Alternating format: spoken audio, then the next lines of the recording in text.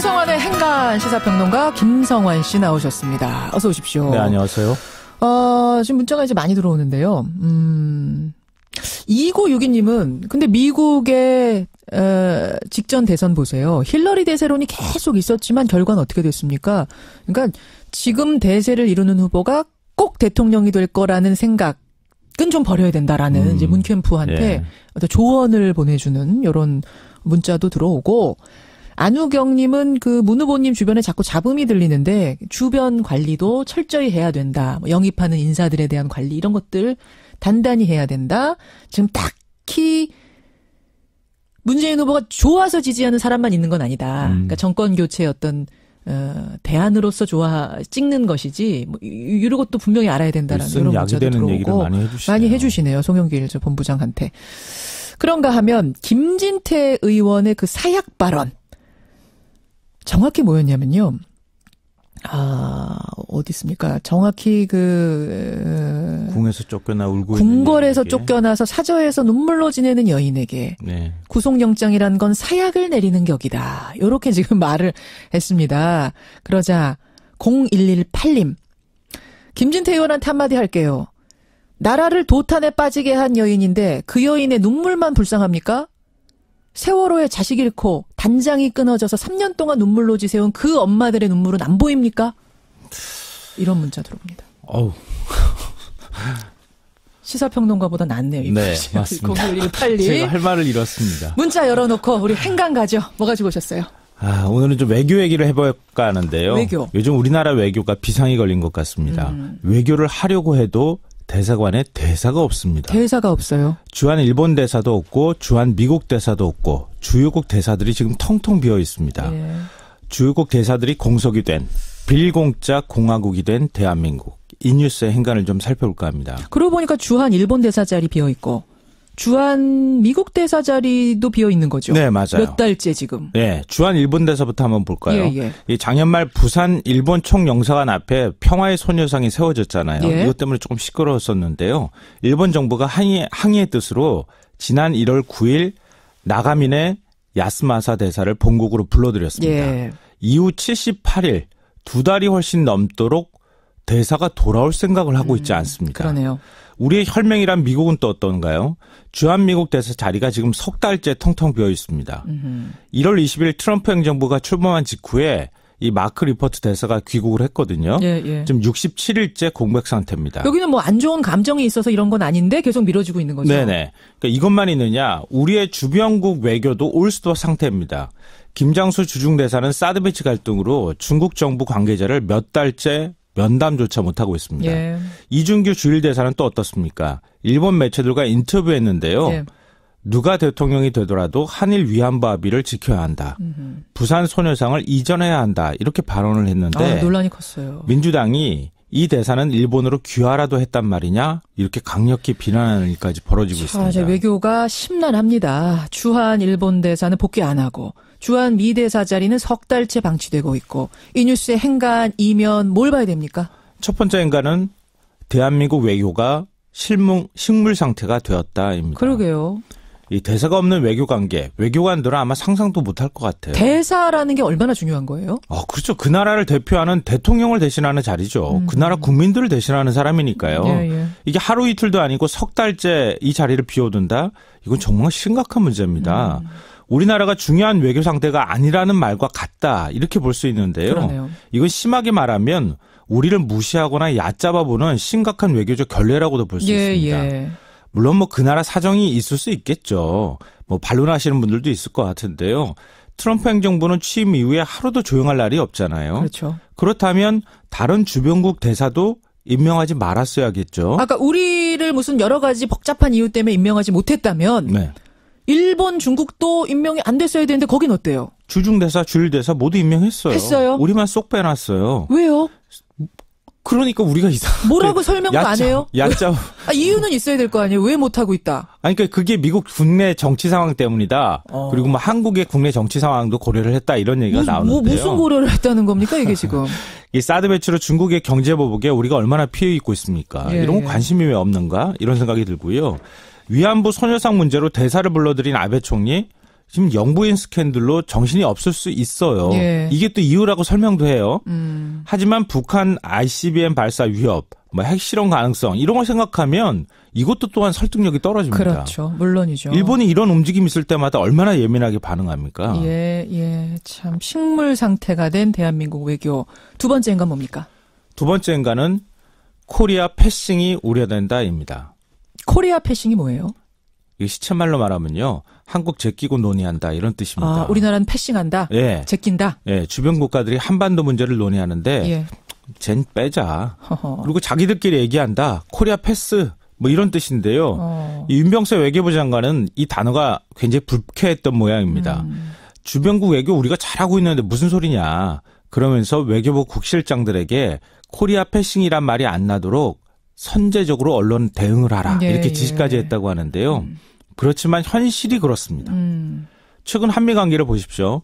풍랑 맞은 돛담배처럼 지금 불안불안합니다. 그러게요. 당장 틸러슨 미국 국무부 장관 방한 때 보세요. 예. 저녁도 같이 안 먹었어요. 외교부 장관하고. 그러니까요. 만찬 불발을 놓고 얼마나 뒷얘기가 많습니까? 그러니까 왜 만찬에 안 나느냐 얘기가 달라요. 네, 다른데 달라요. 어쨌든 안 만난 건 사실이잖아요. 네. 근데 일본에서는 만찬 했잖아요. 그렇죠. 그러니까 나중에 만찬 초대받지 않았다 이렇게 발언해서 또 논란이 커졌는데요. 예. 또 뭐라고 얘기를 했느냐. 일본은 가장 중요한 동맹국. 예. 한국은 중요한 파트너. 이렇게 표현을 했습니다. 굉장히 기분 나쁜 단어였잖아요. 거긴 일본은 동맹국인데 너네는 파트너야. 이게 한국의 급을 확 낮춰버린 거예요. 그렇죠. 이건 정말 외교가의 수모인데요. 우리만 맨날 맹방이라고 외치고 시위 때마다 성조기 들고 나오면 뭐 하겠습니까? 예. 아베에게 태클당하고 시진핑에게 보복당하고 트럼프에게 소홀히 취급당하는 한국의 외교 상황. 이게 바로 코리아 패싱, 코리아 왕따라는 코리아 겁니다. 왕따. 예, 그게 더 확 와닿는 단어네요. 세 번째인가 뭡니까? 마지막 세 번째인가는 외교만큼 중요한 안보가 없다입니다. 안보. 외교가 진짜 안보다? 네, 맞습니다. 이 스위스가 무슨 무기만이 사들여서 국방합니까? 외교로 나토로 안보를 유지하고 있거든요. 우리나라 모습은 어떻습니까? 오직 국방, 오직 사드, 오직 북한 견제에만 매달려 있거든요. 네. 외교라는 거는 신뢰예요. 신뢰를 먼저 쌓아야 그다음에 다른 걸 할 수 있는 거거든요. 그렇죠. 그렇죠. 그러니까 우리 외교가 백화점 가서 양복 수산할 틈이 없어서는 안 된다는 겁니다. 빨리 주한미 대사, 주한 미국 대사, 주한 주중 대사 역할 비어있는 이 상황을 극복해야 한다. 이 얘기를 꼭 해주고 싶습니다. 양복 수선할 틈이 있으면 안 된다는 거죠? 네. 그 말씀이신 거죠? 그럼요. 예, 좋은 지적입니다. 수고하셨습니다. 김성환 씨. 네, 고맙습니다. 행간이었습니다. 이란 미국은 또 어떤가요? 주한미국 대사 자리가 지금 석 달째 텅텅 비어 있습니다.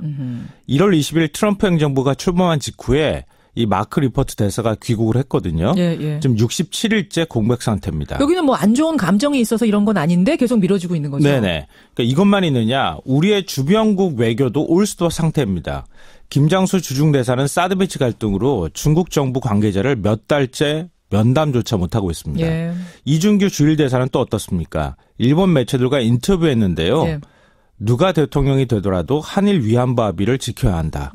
부산 소녀상을 이전해야 한다. 이렇게 발언을 했는데 논란이 컸어요. 민주당이 이 대사는 일본으로 귀화라도 했단 말이냐? 이렇게 강력히 비난하는 일까지 벌어지고 있습니다. 이제 외교가 심란합니다. 주한 일본 대사는 복귀 안 하고 주한 미 대사 자리는 석 달째 방치되고 있고 이 뉴스의 행간 이면 뭘 봐야 됩니까? 첫 번째 행간은 대한민국 외교가 식물 상태가 되었다입니다. 그러게요.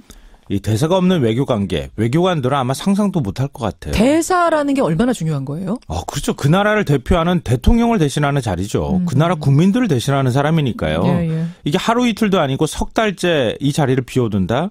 이건 정말 심각한 문제입니다. 김진태 의원한테 한마디 할게요. 나라를 도탄에 빠지게 한 여인인데 그 여인의 눈물만 불쌍합니까? 세월호에 자식 잃고 단장이 끊어져서 3년 동안 눈물로 지새운 그 엄마들의 눈물은 안 보입니까? 이런 문자 들어옵니다. 시사평론가보다 낫네요. 네, 맞습니다. 0182. 제가 할 말을 잃었습니다. 문자 열어놓고 우리 행간 가죠. 뭐 가지고 오셨어요? 오늘은 좀 외교 얘기를 해볼까 하는데요. 외교. 요즘 우리나라 외교가 비상이 걸린 것 같습니다. 외교를 하려고 해도 대사관에 대사가 없습니다. 대사가 없어요. 주한 일본 대사도 없고 주한 미국 대사도 없고 주요국 대사들이 지금 텅텅 비어 있습니다. 예. 주요국 대사들이 공석이 된 빌공짜 공화국이 된 대한민국. 이 뉴스의 행간을 좀 살펴볼까 합니다. 그러고 보니까 주한 일본 대사 자리 비어 있고 주한 미국 대사 자리도 비어 있는 거죠. 네, 맞아요. 몇 달째 지금. 네, 주한 일본 대사부터 한번 볼까요? 예. 이 작년 말 부산 일본 총영사관 앞에 평화의 소녀상이 세워졌잖아요. 예. 이것 때문에 조금 시끄러웠었는데요. 일본 정부가 항의의 뜻으로 지난 1월 9일 나가미네 야스마사 대사를 본국으로 불러들였습니다. 예. 이후 78일, 2달이 훨씬 넘도록 대사가 돌아올 생각을 하고 있지 않습니다. 그러네요. 우리의 혈맹된 대한민국 외교 두 번째인가 뭡니까? 두 번째인가는 코리아 패싱이 우려된다입니다. 코리아 패싱이 뭐예요? 이 시쳇말로 말하면요. 한국 제끼고 논의한다 이런 뜻입니다. 아, 우리나라는 패싱한다? 예. 제낀다? 예, 주변 국가들이 한반도 문제를 논의하는데 예. 쟨 빼자. 허허. 그리고 자기들끼리 얘기한다. 코리아 패스 뭐 이런 뜻인데요. 이 윤병세 외교부 장관은 이 단어가 굉장히 불쾌했던 모양입니다. 주변국 외교 우리가 잘하고 있는데 무슨 소리냐. 그러면서 외교부 국실장들에게 코리아 패싱이란 말이 안 나도록 선제적으로 언론 대응을 하라. 예, 이렇게 지시까지 했다고 하는데요. 그렇지만 현실이 그렇습니다. 최근 한미 관계를 보십시오. 풍랑 맞은 돛담배처럼 지금 불안불안합니다. 그러게요. 당장 틸러슨 미국 국무부 장관 방한 때 보세요. 예. 저녁도 같이 안 먹었어요. 외교부 장관하고. 그러니까요. 만찬 불발을 놓고 얼마나 뒷얘기가 많습니까? 그러니까 왜 만찬에 안 나느냐 얘기가 달라요. 네, 다른데 달라요. 어쨌든 안 만난 건 사실이잖아요. 네. 근데 일본에서는 만찬 했잖아요. 했죠. 그러니까 나중에 만찬 초대받지 않았다 이렇게 발언해서 또 논란이 커졌는데요. 예. 또 뭐라고 얘기를 했느냐. 일본은 가장 중요한 동맹국. 예. 한국은 중요한 파트너. 이렇게 표현을 했습니다. 굉장히 기분 나쁜 단어였잖아요. 거긴 일본은 동맹국인데 너네는 파트너야. 김성환의 행간 시사평론가 김성환 씨 나오셨습니다. 어서 오십시오. 네, 안녕하세요. 지금 문자가 이제 많이 들어오는데요.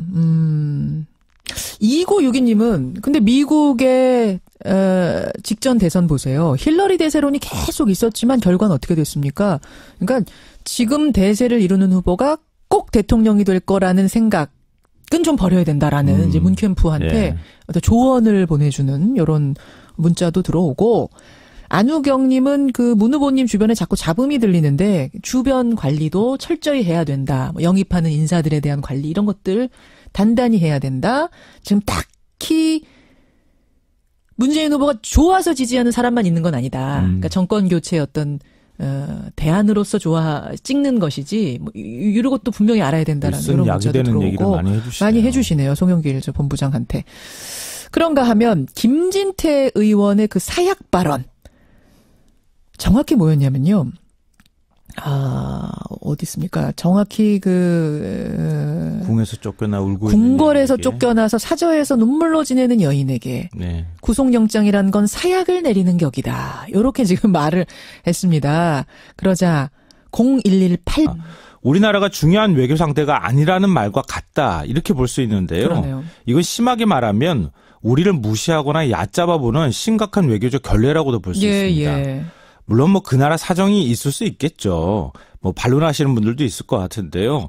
트럼프 행정부는 취임 이후에 하루도 조용할 날이 없잖아요. 그렇죠. 그렇다면 다른 주변국 대사도 임명하지 말았어야겠죠. 아까 우리를 무슨 여러 가지 복잡한 이유 때문에 임명하지 못했다면 네. 일본, 중국도 임명이 안 됐어야 되는데 거긴 어때요? 주중대사, 주일대사 모두 임명했어요. 했어요? 우리만 쏙 빼놨어요. 왜요? 그러니까 우리가 뭐라고 설명도 안 해요? 이유는 있어야 될 거 아니에요? 왜 못하고 있다? 아니, 그러니까 그게 미국 국내 정치 상황 때문이다.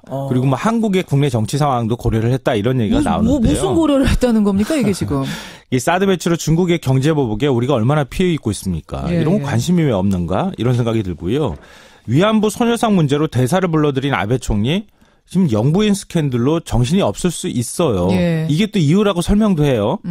하지만 북한 ICBM 발사 위협, 뭐 핵실험 가능성 이런 걸 생각하면 이것도 또한 설득력이 떨어집니다. 그렇죠. 물론이죠. 일본이 이런 움직임이 있을 때마다 얼마나 예민하게 반응합니까? 참 식물 상태가